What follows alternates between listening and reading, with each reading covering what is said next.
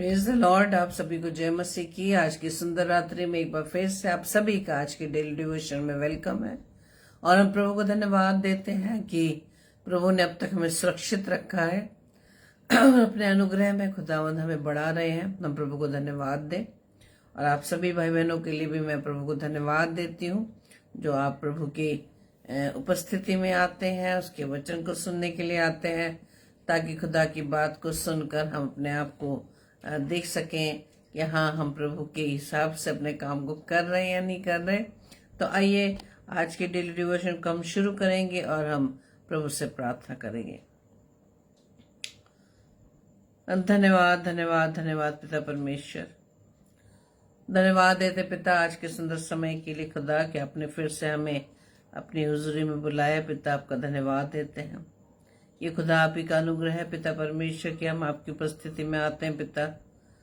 और खुदावन धन्यवाद देते हैं आपके प्रेम के लिए कि खुदा आप चाहते हैं कि हम खुदा आपकी संगति में बने रहें पिता, क्योंकि खुदावन ईश्वर राजा आपके निकट ही आनंद की भरपूरी है पिता। वो आनंद जो खुदावन कभी भी ना खत्म होने वाला आनंद है। जिस आनंद की तलाश में हम दुनिया में जाते हैं पिता, वो आनंद दुनिया में नहीं, वो आनंद खुदावंद आपके पास है।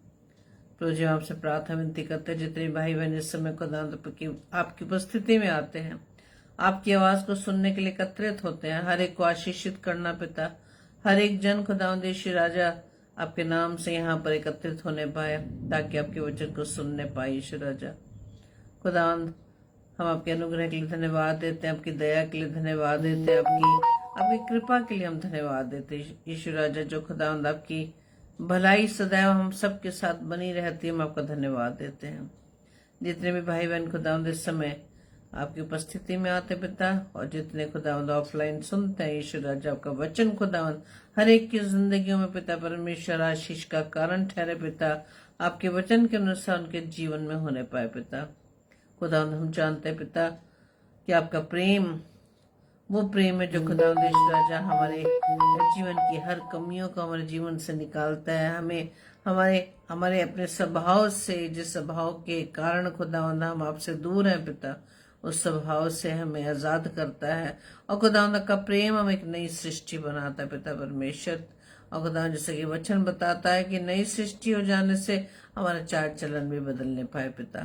प्रार्थना विनती करते हैं, पूरी रीति से अपने आप को आपके सम्मुख समर्पित करते हैं खुदावन। हम सभी भाई बहनों के देह प्राण आत्मा प्रजी खुदावन आप ही का कंट्रोल रहने पाए। पवित्र आत्मा हम सभी की सहायता मदद करना ताकि खुदा के वचन पर हम कान लगा सके, सीख सके, क्योंकि पवित्र आत्मा सिखाने वाले सहायक आप ही हैं। हमारी इस प्रार्थना को पवित्र आत्मा के अगुवाई में प्रभु यीशु मसीह के नाम से हम मांग लेते हैं। आमीन आमीन आमीन। Praise the Lord. आप सभी को जय मसीह की। आप सभी का आज के डेली डिवोशन में वेलकम है और हम प्रभु को धन्यवाद देते हैं आज के समय के लिए। और मैं वेलकम करती हूँ आप सभी भाई बहनों का जो इस समय प्रभु की उपस्थिति में है। खुदावंद आपको भरपूरी से आशीष दे।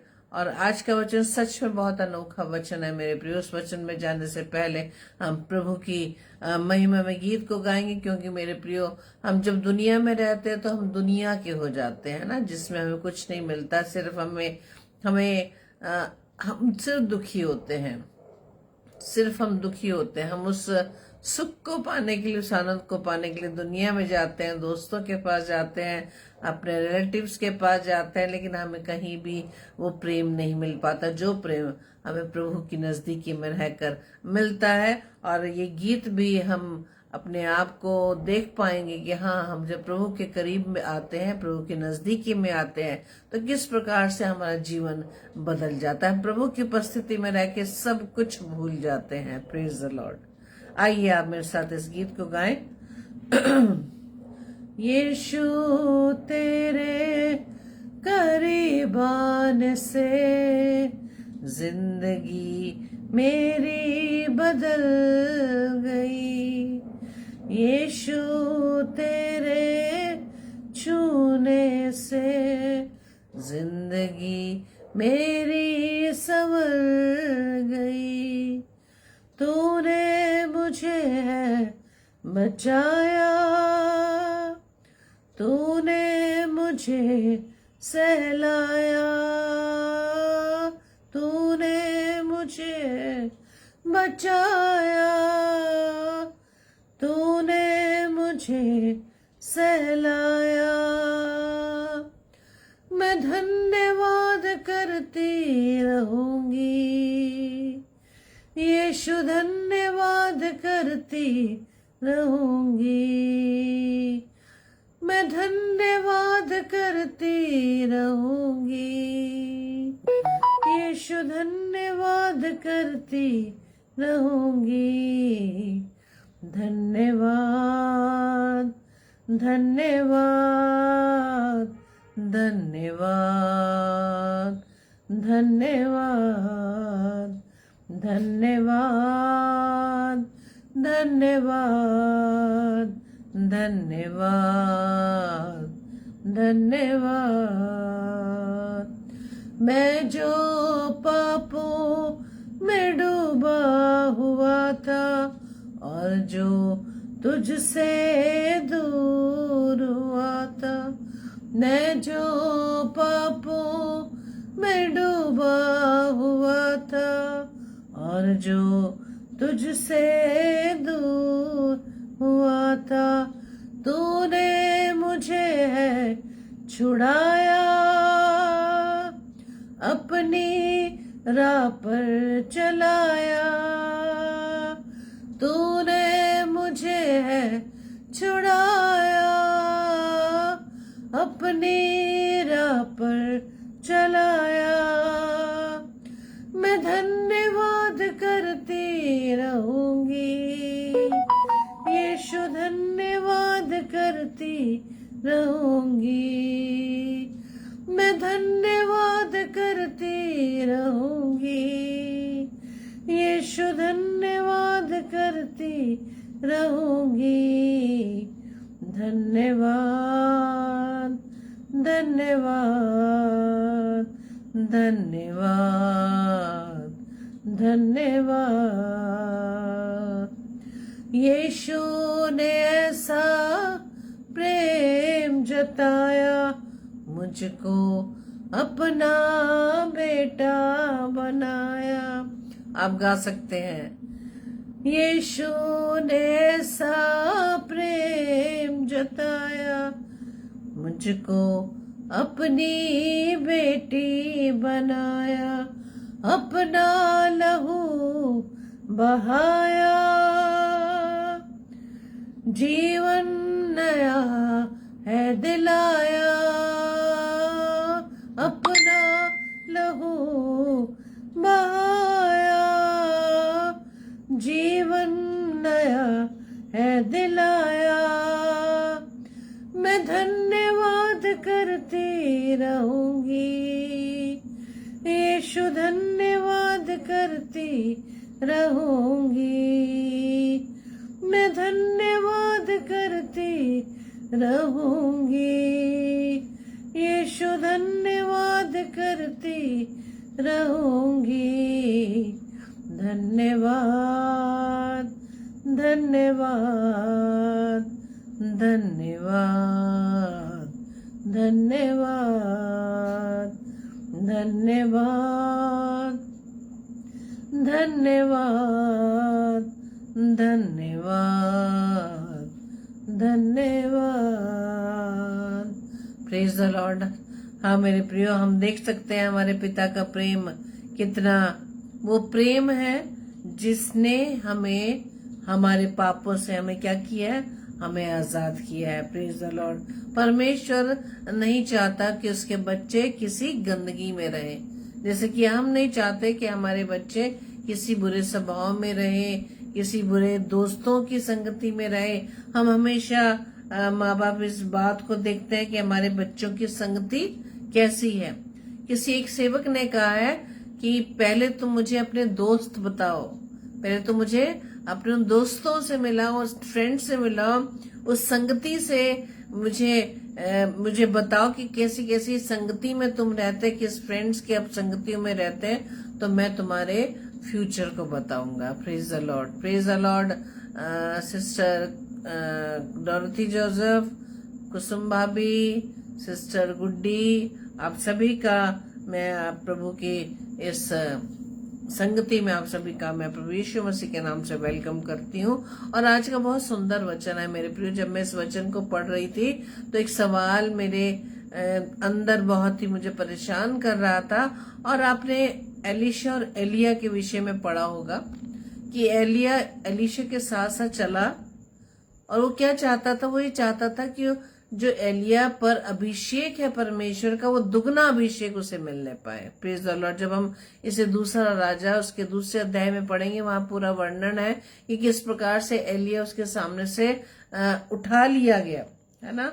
और वहां पर बोलता है वो एलिया कि मुझे परमेश्वर ने इस स्थान पर भेज रहा है, तू मत जा। लेकिन वो जिद पकड़ के 3 स्थानों का वर्णन किया है कि 3 स्थानों पर वो जाता है, लेकिन पीछे पीछे एलीशा एलिया के साथ साथ जाता है कि मुझे मेरे जो ये गुरु हैं, मुझे उनका दुगना अभिषेक चाहिए।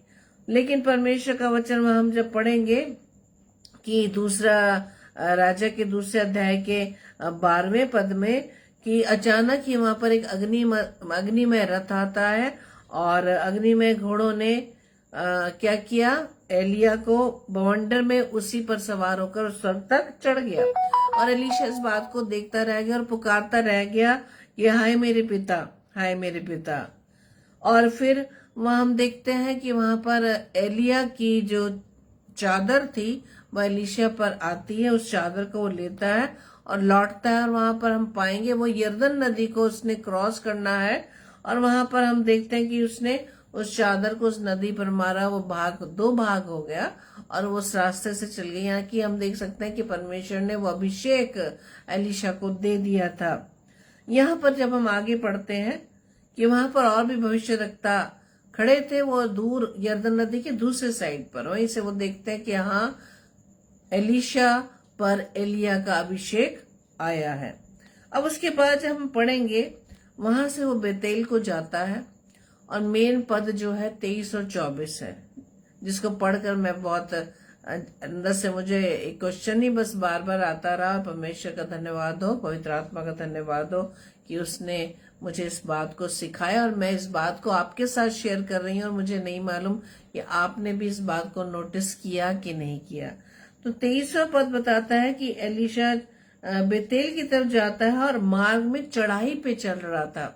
एक चढ़ाई आती है, उस पर वो चल रहा है और वह नगर में कुछ लड़कों का समूह है, एक ग्रुप है जो उसको देखकर मजाक उड़ाने लगते हैं। और वहां पे शब्द जो लिखा है, वहां पे ये लिखा हुआ है, दूसरे अध्याय के हम 23 और 24 पद को मैं आपकी स्क्रीन पर मैं डाल रही हूँ, आप पढ़ सकते हैं अपनी बाइबल में। जरूर आप इसे पढ़िएगा।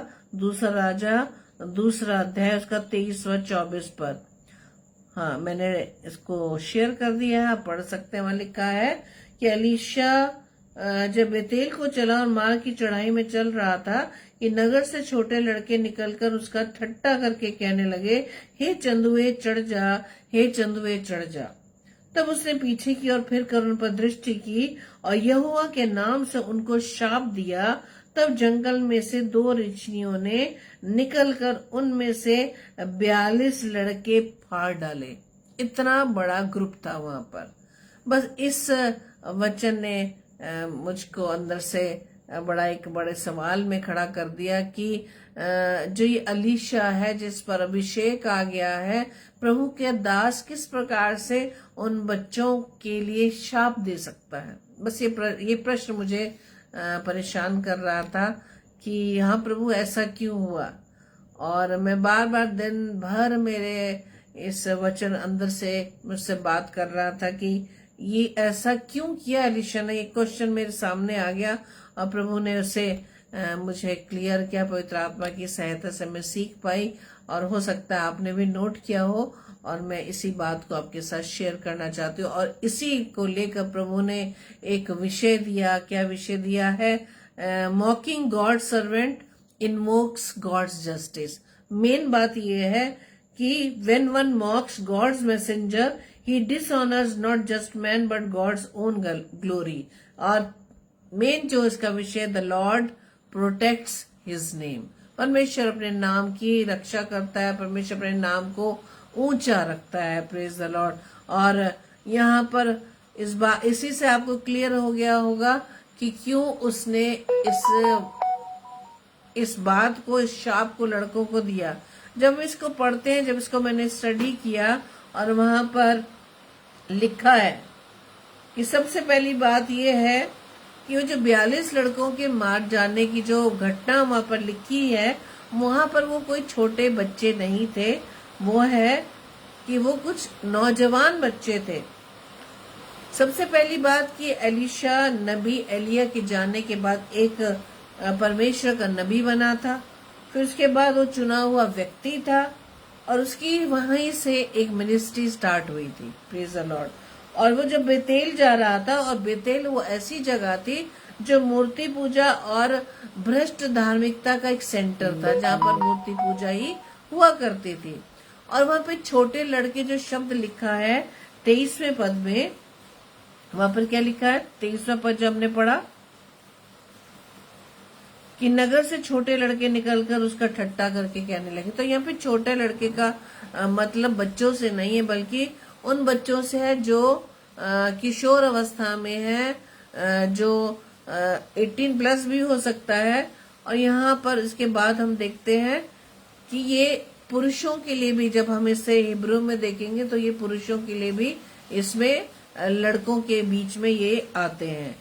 और जब उन्होंने ये शब्द बोला, एलीशा का मजाक उड़ा के हे चंदुए चढ़ जा, हे चंदुए चढ़ जा, ये चंदुए शब्द जो है एक तो उसकी पर्सनैलिटी को डाउन करता है, उसका मजाक उड़ा रहे हैं। चंदुए का मतलब क्या होता है? जिसके सर पर बाल ना हो, यानी एक गंजा व्यक्ति।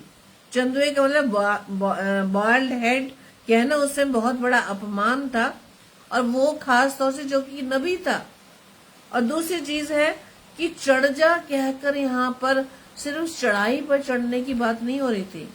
चढ़ जा का मतलब ये होता था कि अभी कुछ समय पहले ही एलिया का स्वर्गारोहण हो चुका था, एलिया वहां से उठा लिया गया था। यहाँ पर इस बात को कहकर एलीशा का क्या किया जाता, ठट्टा उड़ाया जाता कि अब तू भी चढ़ जा, तू भी एलिया के साथ साथ तू भी चढ़ जा। तो यहाँ पर हम देख सकते हैं, यहाँ सिर्फ एलीशा का ही अपमान नहीं हो रहा, बल्कि किसका अपमान हो रहा है? परमेश्वर का अपमान हो रहा है। परमेश्वर के अपमान को हम इस बात को समझे कि वो कह रहे थे कि तू भी चले जा, हमें तेरी जरूरत नहीं, क्योंकि वहां पर क्या है? मूर्ति पूजा का स्थान है। अब ये सुनकर एलीशा ने क्या किया? एलीशा को अपनी पर्सनैलिटी का कोई असर नहीं पड़ा कि मुझे चंदुए कहा जा रहा है, लेकिन बेन जो एलीशा को सुनकर जो से क्रोध आया, वो आया है परमेश्वर की निंदा। कि परमेश्वर की सेवकाई में जब काम किया जाता है, बड़े बड़े आश्चर्य कर्म होते हैं, जब लोगों के जीवन को बदलते हुए देखते हैं, अंधों को आंखें मिलने लगती हैं, लंगड़े चलने लगते हैं, और इसके लिए जब लोग विरोध में बात करने लगते हैं, तो किसका अपमान होता है? परमेश्वर के दासों का अपमान तो होता ही होता है। उससे ज्यादा किसका अपमान हो रहा है? परमेश्वर के कामों का अपमान हो रहा है, परमेश्वर के उन आश्चर्य कर्मों का अपमान है, परमेश्वर की चंगाई का अपमान हो रहा है। यही बात सेम यहाँ पर एलीशा के समय हुई। और यहाँ पर ये जो एलीशा के द्वारा उन लड़कों को शाप देना था, वो प्रभु की ओर से था। आज किसी व्यक्ति के कहने से किसी के जीवन पर प्रभाव नहीं पड़ सकता। यदि मैं किसी को कहूँ, यदि आप किसी को गुस्से में आकर कह दें, अरे तेरे साथ ऐसा हो, क्या ऐसा संभव है? जब तक प्रभु ना चाहे। तो लेकिन यहाँ पर जब एलीशा ने यहोवा के नाम से जब उन्हें शाप दिया, इसका मतलब ये है, ये जो दंड आया था उन 42 लड़कों पर, वो एलीशा की ओर से नहीं आया था। वो किसकी ओर से आया था? परमेश्वर की ओर से आया था। तो 2 ऋषियों द्वारा 42 उन लड़कों की और युवकों की मौत वो दिखाते कि केवल मजाक नहीं था, बल्कि एक गंभीर विद्रोह और ईश्वर के प्रति क्या था? तिरस्कार था, अपमान था परमेश्वर का। जो उन लड़कों ने, उन 42 की संख्या जहाँ आ रही है, जिन्होंने परमेश्वर के उस नबी का, यानी कि एलीशा का अपमान तो किया ही किया था, साथ ही साथ परमेश्वर के उस काम का अपमान किया था, जो एलिया को के जीवन में हुआ, जो एलिया को लोगों ने, भविष्यद्वक्ताओं ने देखा जब एक अग्निमय रथ पर वो एक बवंडर में वो वहां लोगों को नहीं दिखाई देता। अब इससे हमें क्या सीख मिलती है? मैंने फिर एक पोस्टर निकाला, इस पिक्चर को निकाला और मैं आपको मैं अभी दिखा सकती हूँ और आप देख सकते हैं।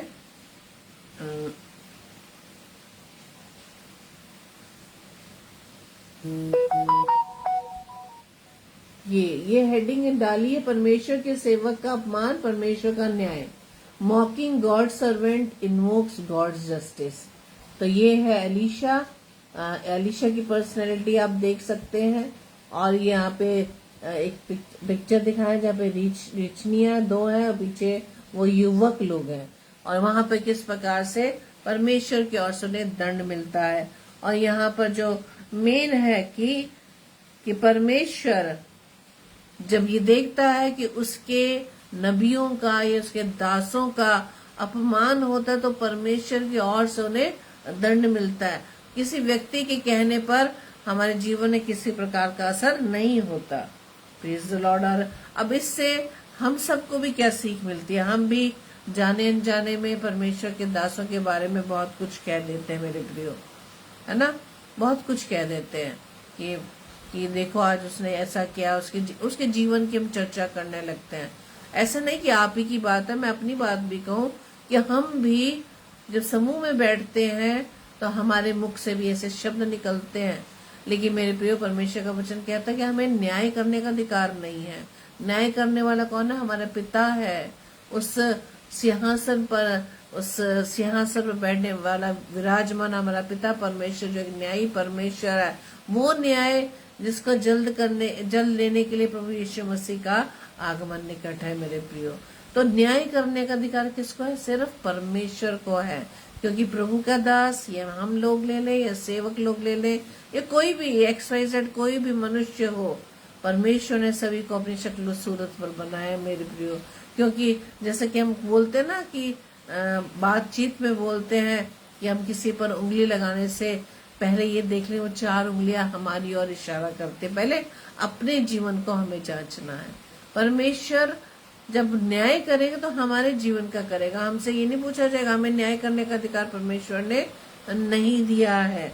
परमेश्वर के इस वचन के द्वारा इन 42 उन पुरुषों के द्वारा हमें जीवन में सीखना है कि हम भी जाने अनजाने में प्रभु के दासों के लिए कुछ शब्दों का इस्तेमाल कर देते हैं। लेकिन मेरे प्रियो, ठीक है, मनुष्य स्वभाव है, हम बोल देते हैं, लेकिन उसे हमें चर्चा का विषय नहीं बनाना, बल्कि उन बातों को हमें प्रभु के सामने रखना है, मनुष्य के सामने। परमेश्वर का वचन बताता है कि ईश्वर यानी प्रभु के लोगों की, प्रभु के नबियों की, प्रभु के दासों की, लोगों की सेवकाई के विषय में चर्चा करना यानी अपमान है। यानी परमेश्वर, प्रभु के दासों का अपमान करना यानी परमेश्वर का अपमान करना। दूसरा, परमेश्वर अपने नबियों, अपने दासों और वचन की रक्षा करता है। यानी परमेश्वर का कलाम लेकर जो बोलते हैं, परमेश्वर उस वचन की रक्षा करता है। और हमें ये घटना हमें सिखाती है जो एलीशा के साथ हुई 42 पुरुषों के द्वारा, वो हमें ये भी सिखाती है कि हंसी मजाक यानी बाहरी हंसी मजाक अगर वो ईश्वर की अवहेलना से जुड़ा, यानी परमेश्वर की निरादर से जुड़ा है, परमेश्वर के अपमान से जुड़ा है, तो दंड क्या हो सकता है? वो गंभीर हो सकता है, जिस प्रकार से इन 42 लड़कों के साथ हुआ। तो आज हमें ये बात पढ़ा तो जरूर, लेकिन बड़ा गंभीर विषय रहा मेरे प्रियो। और अपनी औरों की बात तो छोड़िए, अपनी सारी बातें याद आ जाते कि हम भी तो अपने मुख से अपने पासबान के विषय में बहुत कुछ बातें कह देते हैं।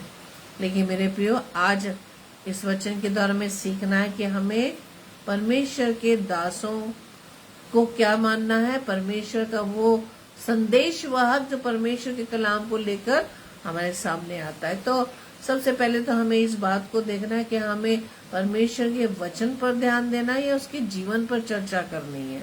तो इस सारी बातें मेरे सामने जो इस वचन ने मुझे सिखाया, वही चीज मैं आपके साथ शेयर कर रही हूँ। और आगे हम सीख सकते हैं कि यहाँ पर परमेश्वर के दासों का सम्मान और आदर के विषय में हमने ये सीखा है कि परमेश्वर की दृष्टि में उसके दासों और नबियों का कितना सम्मान है। यानी यदि परमेश्वर के दासों की, नबियों की निंदा की जाती है, अपमान किया जाता है, लेकिन वो दास जो प्रभु की सेवकाई में ईमानदार है, प्रभु के वो दास जिन्होंने अपनी सेवकाई में सिर्फ परमेश्वर को सर्वोपरि रखा है, जो सिर्फ परमेश्वर की सेवकाई में दिन रात लगे रहते हैं, जो हम दूसरा तीमुथियुस में यदि हम पढ़े, वहां पर लिखा है, जब हम बोलते हैं ना कि परमेश्वर के दास दुगने आदर के योग्य हैं, हम पढ़ सकते हैं कौन से ऐसे दासों के विषय में लिखा है जो परमेश्वर के दास जो है वो दुगने आदर के योग्य है। हम पढ़ सकते हैं 1 तीमुथियुस 5:17। ये भी मैं आपके सामने स्क्रीन पर शेयर कर रही हूँ। 1 तीमुथियुस उसका 5वां अध्याय और उसका 17वां पद, और आप पढ़ सकते हैं कि परमेश्वर के कौन से दास जो दुगने आदर के योग्य हैं। और यहाँ पर लिखा है, आप पढ़ें, जो प्राचीन अच्छा प्रबंध करते हैं, विशेष करके वे जो वचन सुनाने सिखाने में परिश्रम करते हैं। जो वचन सुनाने और सिखाने में दिन रात परिश्रम करते हैं, वो दुगने आदर के योग्य हैं। यहाँ पर हमने क्या देखा, यहाँ पे एलीशा की क्या चाहत थी कि एलिया का दुगना अभिषेक उसे मिलने पाए। यानी परमेश्वर की जो सेवकाई में वो लगा था, परमेश्वर के साथ जो एलिया का रिलेशनशिप था, उससे बढ़कर एलीशा का रिलेशनशिप परमेश्वर से होने पाए, दुनिया से नहीं। तो ऐसे नबियों का सम्मान परमेश्वर की दृष्टि में कितना अनमोल है। तो यहाँ पर परमेश्वर का वचन हमें कुछ, मैं बाइबल से वचन आपके सामने शेयर कर रही हूँ कि परमेश्वर की दृष्टि में ऐसे उसके दासों और नबियों का कितना सम्मान व आदर है। हम 1 तीमुथियुस 5:17 मैंने आपके साथ शेयर ही कर दिया है कि जो प्राचीन अच्छी रीति से, जो याजक, जो नबी, जो पासबान परमेश्वर की सेवकाई को बड़ी अच्छी रीति से करते हैं, विशेष तौर से परमेश्वर के वचन को सुनाने में, उसके उपदेश सुनाने में और लोगों को परमेश्वर की राह पर चलाने के लिए दिन रात परिश्रम करते हैं, वो दुगने आदर के योग्य समझे जाए। दूसरा है, हम पढ़ सकते हैं इब्रानियों उसका 13 अध्याय उसका 17 पद। इब्रानियों 13 अध्याय उसका 17 पद हमें क्या बताता है। Praise the Lord. आप बेशक नोट कर सकते हैं। इब्रानियों 13 अध्याय उसका 17 पद, वहां पर अब हमारे विषय में लिखा है कि पहला पद जैसा है बताया कि कौन से दास दुगने आदर के योग्य हैं। अब हमें क्या बात सीखनी है कि अपने अगुओं की मानो और उनके अधीन रहो, क्योंकि वो उनकी नाई तुम्हारे प्राणों के लिए जागते रहते हैं, जिन्हें लेखा देना पड़ेगा कि वे यह काम आनंद से करें, ना कि ठंडी सांस लेकर, क्योंकि इस दशा में तुम्हें कुछ लाभ नहीं। यहाँ पर परमेश्वर के दासों के विषय में है कि किसके विषय में देखना है, सिर्फ हमारे विषय में, जो लोग प्रभु ने दासों के हाथों में दिए हैं, ताकि परमेश्वर की अगुवाई में लेकर चले, ताकि वो क्या करें, परमेश्वर के मार्ग पर लेकर चले। तो इस पर चलने के लिए हमें किसके अधीन होना, हमें परमेश्वर के दासों के अधीन होना है, ताकि हम उसके द्वारा बताए गए रास्तों पर चल सके, परमेश्वर की निकटता में रह सके। तीसरा पद है, पहला यानी कि obey your leaders and submit to them for they keep watch over your souls. ऐसे दास जो परमेश्वर की उस अगुवाई में लगे रहते हैं, दिन रात उसकी सेवा में लगे रहते हैं। तीसरा है 1 थिस्सलुनीकियों 5 अध्याय का 12 और 13 पद। हे भाइयों, हम तुमसे विनती करते हैं कि जो तुम में परिश्रम करते हैं और प्रभु में तुम्हारे अगुए हैं और तुम्हें शिक्षा देते हैं, तुम उन्हें पहचानो। परमेश्वर के अगुओं के विषय में तो बता दिया है एलीशा को लेकर कि वो अगुए जो दिन रात प्रभु की सेवा में लगे रहते हैं और जो सेवकाई उन्हें दी गई है, परमेश्वर के लोग उसके हाथों में दिए गए ताकि उनकी चरवाई कर सके, उन्हें परमेश्वर के मार्ग पर ले जाएं। तो उन भेड़ों को जो परमेश्वर के चरवाहे यानी कि इन पासबान के हाथों में सौंपा है, तो भेड़े वो अपने चरवाहे की सुने कि जो तुम में परिश्रम करते हैं, है ना। हम आराम से हम जांच सकते हैं, देख सकते हैं कि परमेश्वर के दास किस प्रकार से अपनी उन भेड़ों को देखते भालते हैं। अगर कोई राह से भटक गई है तो उन्हें परमेश्वर के मार्ग पर लेकर आते हैं। तो परमेश्वर का वचन क्या कहता है? Respect those who work hard among you, hold them in the highest regard in love because of their love. कि हम आज भी बहुत से ऐसे दासों को देखते हैं जो दिन रात प्रभु के सेवकाई में लगे हैं, प्रभु के वचनों को सुनाने में लगे हैं, और उनकी ये जो उद्देश्य है परमेश्वर की सेवकाई या परमेश्वर के कलाम को सुनाने में, उनका पीछे उद्देश्य क्या है, इस बात को भी हमें समझना है। परमेश्वर वचन क्या कहता है? उन्हें पहचानो, है ना। अब एलिया को उन लोगों ने पहचाना नहीं बल्कि मजाक उड़ाया, तो इसको लेकर वो गंभीर दंड है। जैसे उन 42 पुरुषों को मिला, वो शाप मिला परमेश्वर की ओर से, तो हमें ऐसे दासों को हमें पहचानना है जो परमेश्वर के दिन रात परमेश्वर की अगुवाई में लगे, परमेश्वर की सेवा में लगे रहते हैं। जो लोग उन्हें दिए गए हैं, जो परमेश्वर की ओर से उनके हाथों में सौंपे हैं, कि किस प्रकार से परमेश्वर की उन्हें दी गई भीड़ों को कैसे उनकी राह पर ले जा रहे हैं। तो परमेश्वर कहता है कि उन्हें पहचानो, respect those who work hard among you, praise the Lord. और चौथा कलाम है निर्गमन की पुस्तक 22 अध्याय के 28 पद में लिखा है, तू परमेश्वर को नाम धराई ना देना और अपनी प्रजा के प्रधान को शाप न देना। यानी कि परमेश्वर को भी नाम धराई नहीं करना। डू नॉट ब्लेस्फेम गॉड और curse the ruler of your people. ना तो हमें प्रभु की नाम धराई करनी, यानी कि हम प्रभु को ही ब्लेम करने लग जाते हैं, और ना ही प्रभु के दासों को शाप देना है। ये मैंने जैसे कि शुरू में कहा कि हमें ये कोई अधिकार नहीं दिया है। Praise the Lord. और पांचवा जो है वचन गलातियों की पुस्तक 6 अध्याय के 6 पद क्या लिखा है, जो वचन की शिक्षा पाता है वो सब भली भांति की वस्तुएं सिखाने वाले के साथ बांटे।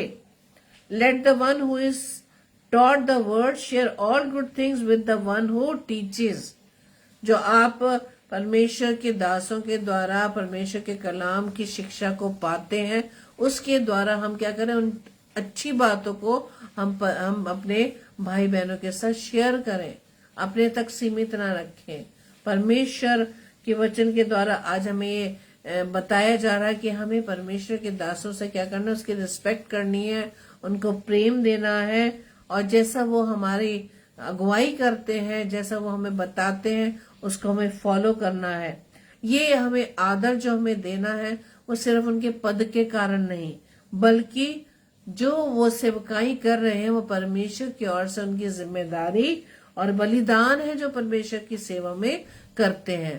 क्योंकि जैसा भी हमने सीखा आज अलीशा के जीवन से, दूसरा राजा 2 अध्याय के 23-24 पद के अनुसार, कि उन 42 पुरुषों ने किस प्रकार से अलीशा का मजाक उड़ाया, उसके चरित्र, उसके व्यक्तित्व पर मजाक उड़ाया, साथ ही साथ उन्होंने परमेश्वर के उस नबी का मजाक उड़ाया। और परमेश्वर के नबी का मजाक उड़ाना यानी कि परमेश्वर को तिरस्कार करना, परमेश्वर का अपमान करना। और यही वजह है कि परमेश्वर की ओर से उन 42 पुरुषों को 2 रिचनियों के द्वारा उन्हें फाड़ डाला गया। और मैं परमेश्वर का धन्यवाद देती हूँ कि परमेश्वर ने बहुत सुंदर तरीके से इन दोनों पदों को मुझे सिखाया, जिसको मैंने आपके साथ शेयर किया। और लास्ट में जाकर क्या हमारे पास ये कंक्लूजन निकला कि the Lord respects his name.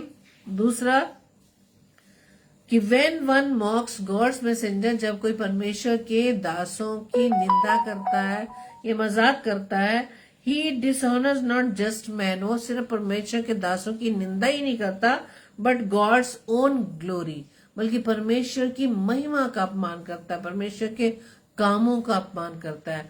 तो आज के इन पदों के द्वारा मैंने इस बात को सीखा कि हाँ, कि परमेश्वर के इस दास ने यानी कि अलीशा ने उन 42 पुरुषों को क्यों शापित किया।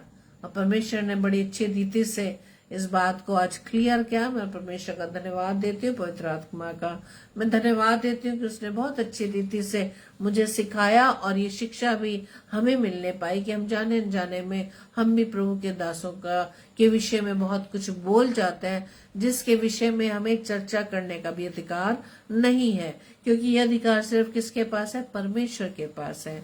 परमेश्वर ही हमारा वो परमेश्वर जो न्यायी परमेश्वर है। हम मनुष्यों को एक दूसरे का जो हमें कंक्लूजन निकालते हैं या उसके विषय में हम एक घोषणा कर देते हैं कि वो ऐसा। आज परमेश्वर ने हमें सिखाया है कि परमेश्वर खुद न्यायी परमेश्वर है। यदि हम प्रभु के दासों का अनादर करते हैं तो हम सिर्फ उसका ही नहीं, हम परमेश्वर का अनादर करते हैं। तो आइए आज के इस संदेश के द्वारा, आज की जो टीचिंग प्रभु ने, पवित्र आत्मा ने हमें दिया है, हम इसके द्वारा अपने आप को जांच सके कि कहीं हम तो उन 42 पुरुषों के उस समूह में तो नहीं है कि हम भी उस समूह में रहकर हम जिस प्रकार से एलीशा का अपमान किया गया, परमेश्वर का अपमान किया गया, कहीं हम तो उस समूह में रहकर उनकी तरह बनकर हम तो ये गलती नहीं कर रहे।